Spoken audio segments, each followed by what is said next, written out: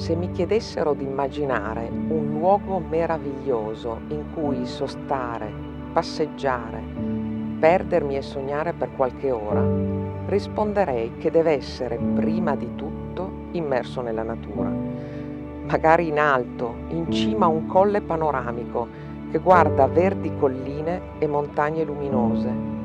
E ovviamente in lontananza vedo le chiare onde di un azzurrissimo lago, con una piccola isola al centro, quasi un veliero che ne solca silenzioso le acque.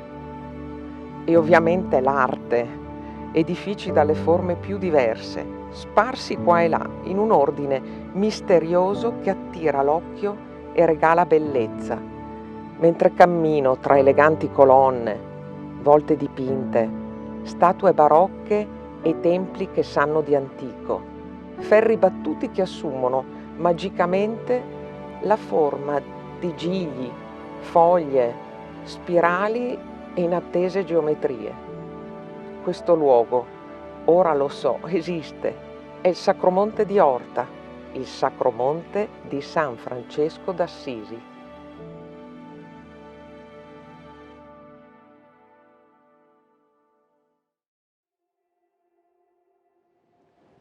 È autunno, una delle stagioni più belle per visitare il Sacromonte di Orta, nonostante le temperature un po' più rigide. Ci troviamo in Piemonte, nel territorio del comune di Orta San Giulio, a un'altitudine di circa 400 metri sul livello del mare. In questo luogo sorse alla fine del Cinquecento quello che oggi è più noto come Sacromonte di Orta, ma in realtà andrebbe chiamato con maggior precisione il Sacromonte di San Francesco d'Assisi. Il Sacromonte di Orta si raggiunge facilmente o con la propria auto oppure a piedi, e questa è la via più affascinante, perché parte dalla piazza di Orta e in circa 20 minuti, attraverso una bella strada panoramica tutta acciottolata, che è la strada, una delle vie più antiche che portavano a Orta dalle colline, raggiunge l'arco di San Francesco e quindi il Sacromonte. È un complesso visitabile in tutti i momenti dell'anno e comprende 21 cappelle e il bellissimo santuario dedicato a San Nicolao e San Francesco. Ma prima che cosa c'era?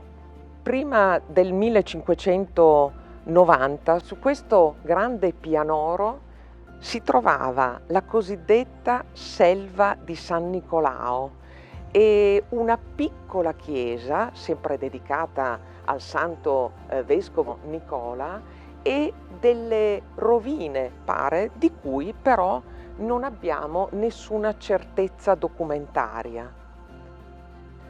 La selva indicava un luogo vergine, vicino ma separato nello stesso tempo dal borgo abitato antico di Orta.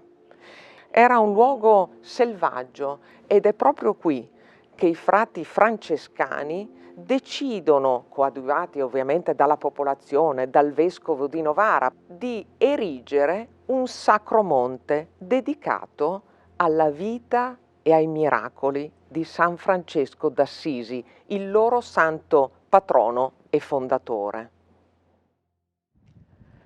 Ma partiamo dalla definizione di Sacromonte, che è una cosa che molti mi chiedono. Perché Sacromonte? Fin dall'antichità la montagna veniva interpretata come l'elemento naturale che metteva in contatto, che univa la terra al cielo, il cielo che era il luogo in cui abitavano gli dei, le divinità. Il primo Sacromonte è quello che ha dato la forma e sostanza e le regole per i Sacrimonti successivi. Il Sacromonte di Varallo. Padre Bernardino Caimi a Varallo decise di edificare il monte su un'altura, super parietem, che domina l'abitato di Varallo, perché doveva rappresentare la presenza del cielo sulla terra, quindi in cima a una montagna. Era la Gerusalemme celeste. Questo modello verrà ripreso dagli altri sacrimonti e in questo luogo, quindi siamo a Orta, qui si saliva per lasciare l'esperienza terrena, diciamo così, e entrare in un ambiente meraviglioso che doveva riprodurre e riportare il pellegrino ai tempi e all'interno dell'esperienza di San Francesco d'Assisi.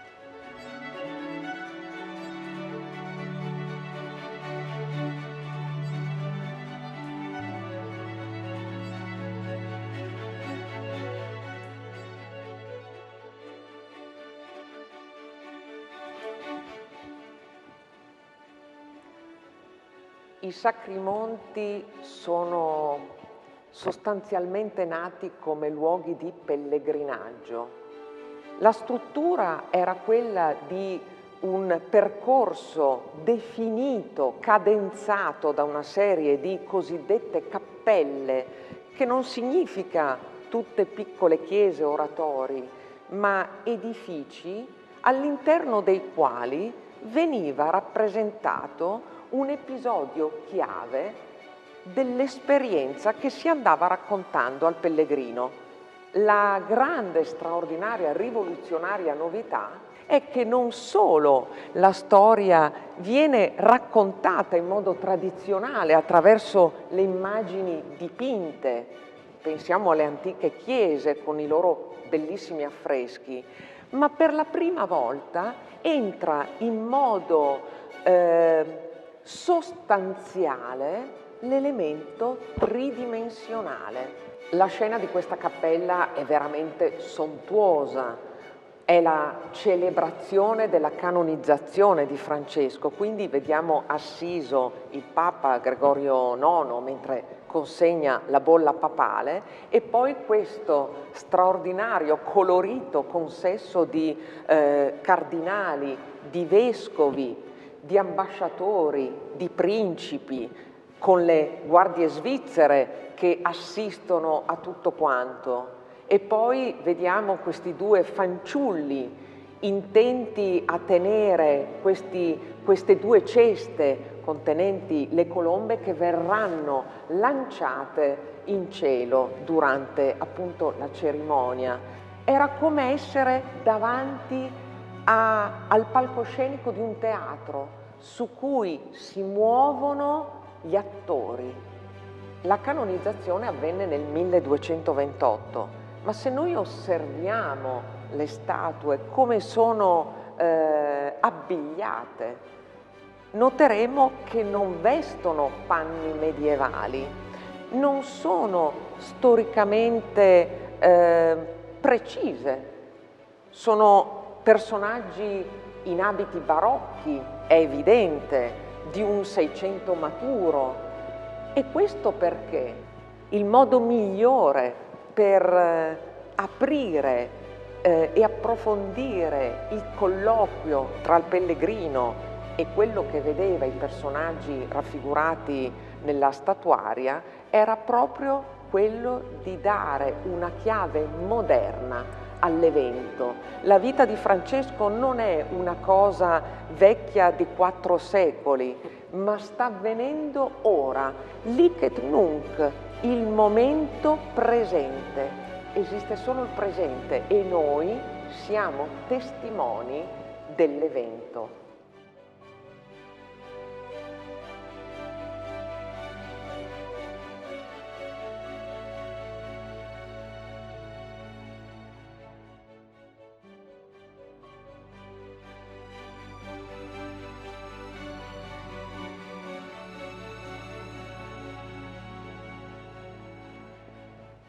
Nel 1590 la prima cosa che venne costruita fu la chiesa e il convento dei frati Cappuccini. Esisteva già una chiesa più antica dedicata a San Nicolao, ma questa chiesa venne ingrandita e edificata ispirandosi alla Basilica Inferiore d'Assisi, e l'elemento di continuità tra l'antica chiesa e la nuova è la piccola pietà lignea in legno di ciliegio, quindi la Vergine che regge il Cristo morto, che vediamo sull'altare maggiore collocata in una nicchia, sicuramente di mano di un artista non italiano, probabilmente d'Oltralpe.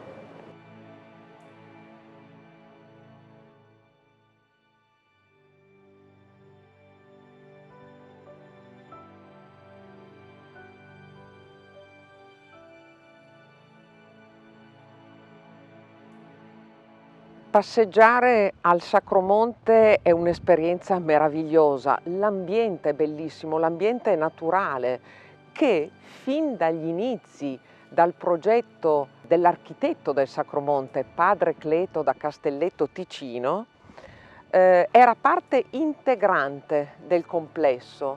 I pellegrini salivano da Orta e percorrevano i lunghi viali, alcuni molto aperti e immersi nel sole, altri ombreggiati, proprio per rivivere in un certo senso l'esperienza mistica, spirituale di Francesco, che sappiamo si ritirava per lunghi tempi nei boschi e sui colli intorno alla città di Assisi. Le cappelle non sono state edificate una vicino all'altra in contiguità assoluta, ma tra una cappella e l'altra il pellegrino aveva il tempo di meditare, quindi lasciava una cappella in cui era appena stato e percorreva una parte all'interno della natura, immerso tra gli alberi, per poter interiorizzare quello che aveva visto, e solo in un secondo tempo entrava e visitava la cappella successiva. La via delle cappelle del Sacromonte di San Francesco si sviluppa secondo un andamento un po' a spirale. Ogni cappella aveva un suo titolo, come ovviamente la numero 1 è la nascita del santo, o la numero 3, la rinuncia ai beni, famoso episodio in cui Francesco si spoglia davanti al vescovo di Assisi rinunciando ai beni di famiglia e a suo padre. Oppure questa stessa cappella, la numero 9, la vestizione di Santa Chiara. Era come leggere un libro, una biografia dedicata al santo, ma in questo caso l'esperienza fisica, visiva, era ben più efficace. Ma chi pagava per l'erezione, la costruzione di queste cappelle? Beh, a seconda della cappella sappiamo che sono state realizzate o con la raccolta delle offerte da parte dei vari pellegrini che si susseguivano in questo luogo, oppure alcune cappelle sono state finanziate interamente da un'unica persona. La cappella 11, ad esempio, dedicata al perdono d'Assisi, alla famosa chiesina della Porziuncola, è stata offerta, finanziata da Giovanni Antonio Martelli, un avvocato ortese. Altrimenti la cappella 3, per esempio, finanziata dal vescovo Carlo Bascapè, o la più sontuosa forse delle cappelle che sorge alle mie spalle, la cappella numero 13, detta dell'Umiltà, che venne finanziata interamente da un ricco milanese, Costanzo Besozzo, che non solo finanziò la cappella, ma lasciò i suoi beni all'ordine francescano e lui stesso divenne frate.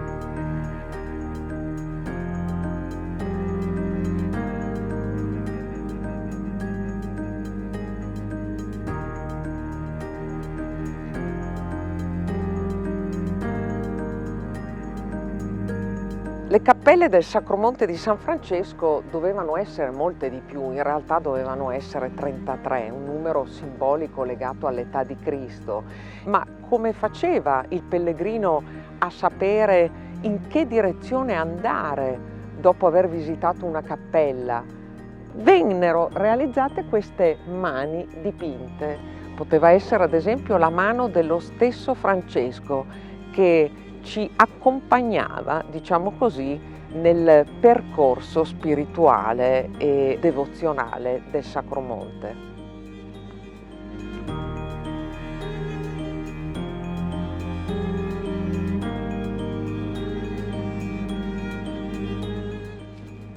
Il Sacromonte nasce ovviamente come opera religiosa, un'opera per i pellegrini cristiani, ma oggi viene valutata e apprezzata soprattutto anche come opera storico-artistica.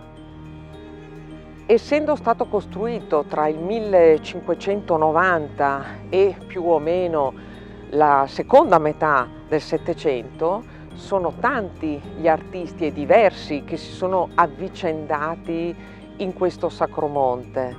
Molti arrivavano da Milano, in ogni caso erano ovviamente maestri di altissima levatura come i maestri statuari, Cristoforo Prestinari ad esempio, che realizza le prime cappelle, o Dionigi Bussola nella seconda metà del Seicento che insegnava ed era direttore dell'Accademia Ambrosiana a Milano di scultura, e poi pittori come Pier Francesco Mazzucchelli, detto il Morazzone, che dipinge splendidamente la cappella numero 11, oppure i fratelli Fiammenghini o Legnanino tra le ultime cappelle realizzate.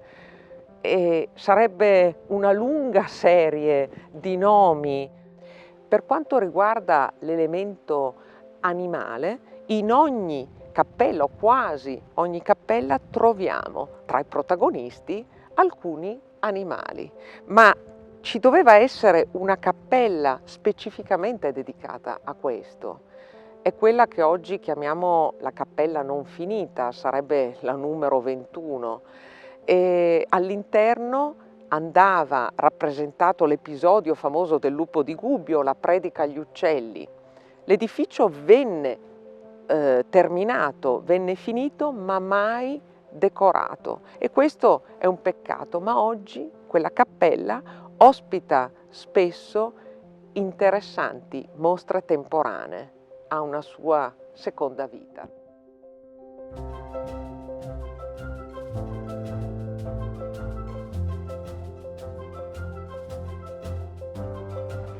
All'interno del Sacromonte di San Francesco c'è un luogo speciale, è questo piccolo giardino che ricorda l'Orto dei Semplici, quei piccoli giardini di erbe officinali che venivano coltivate all'interno dei conventi. A ridosso di questo giardino, che è sempre pieno di sole ed è ancora oggi, che è tardo autunno, molto verde e fiorito, abbiamo l'Ospizio di San Francesco. Questo era un luogo dove i pellegrini si fermavano, potevano fermarsi a dormire, ma è diventato anche successivamente il luogo per gli esercizi spirituali, per coloro che volevano approfondire ancora di più l'esperienza del Sacromonte. Oggi è sede degli uffici del Sacromonte.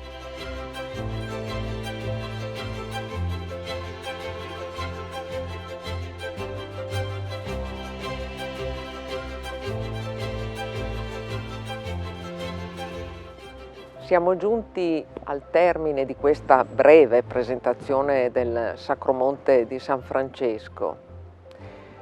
Mi viene in mente una frase che disse il filosofo tedesco Friedrich Nietzsche, qualcosa come: lassù al Sacromonte di Orta ho perso completamente il senso del tempo. E questa la trovo una frase bellissima per tutti coloro che vengono a visitare questi luoghi, il Borgo di Orta, l'isola di San Giulio, una salita in vetta al Sacromonte per visitare questo bellissimo luogo patrimonio UNESCO può essere fonte di ispirazione non solo per gli amanti della storia dell'arte e dell'architettura, ma per coloro che semplicemente vogliono ritagliarsi, regalarsi un po' di silenzio, una passeggiata unica senza dover tener conto del tempo.